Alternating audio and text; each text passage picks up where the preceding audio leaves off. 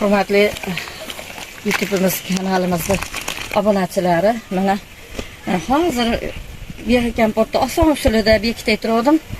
Nevaram kelib qoldi. O'shaning uchun hozir shuni oxirgi momentlarini olib qolaylik deganligi sabablidir.